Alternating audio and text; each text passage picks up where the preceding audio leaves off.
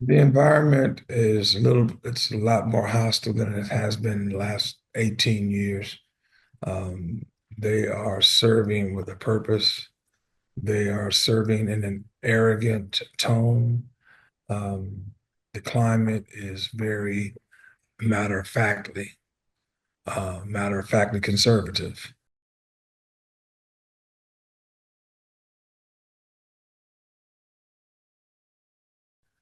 Matter of factly, we're going to get done what we want to get done.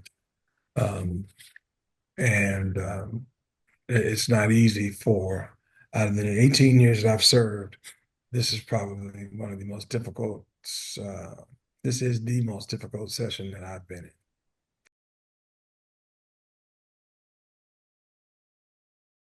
In the 88th legislative session, I directly called out the state of Texas for committing environmental racism, historically committing environmental racism, making and permitting batch plants and concrete crush facilities in majority of minority communities.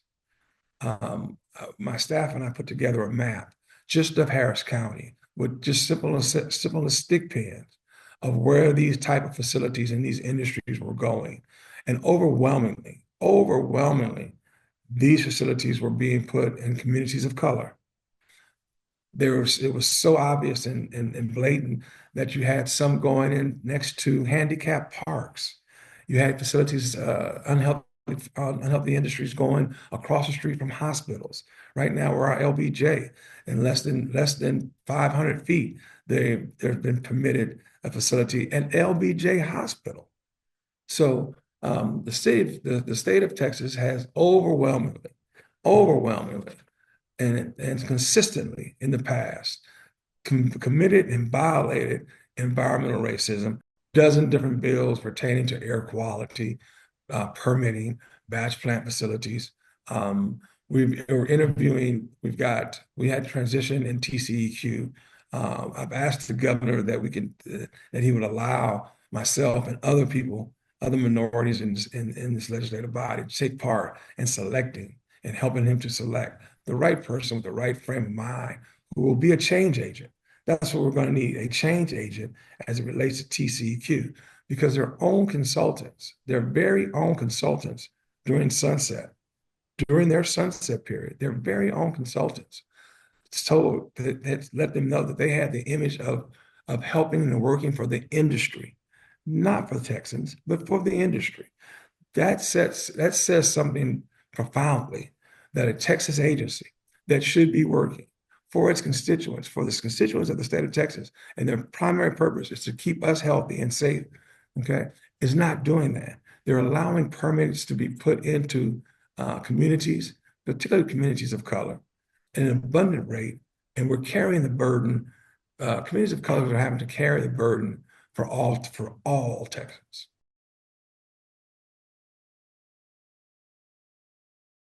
The answer to your question directly is, did DEI help? Absolutely, it did. Um, it gave a safe haven for lots of students who had never been to large, predominantly white universities, someplace to go to be able to relate. It opened the doors to these universities because let's face it, if you're not a star athlete, if you're not a star recruit, most of these large universities in the state of Texas, they're not interested in having you at their campuses. So yes, it did a great job of recruiting and seeking out qualified minority students.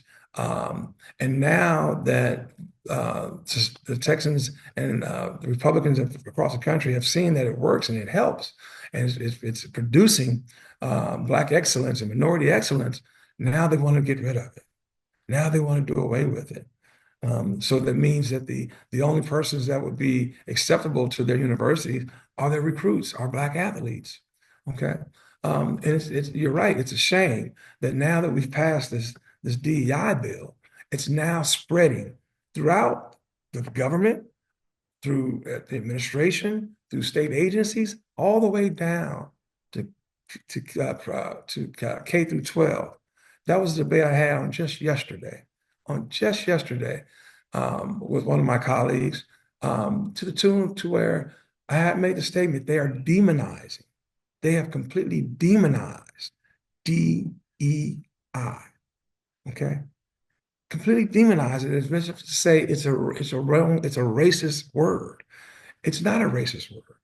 Okay, I redefined DEI on yesterday as dedicated, educated, and intelligent.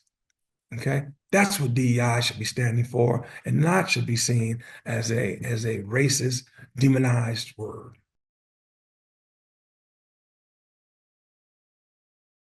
I see backlash, and it's real simple.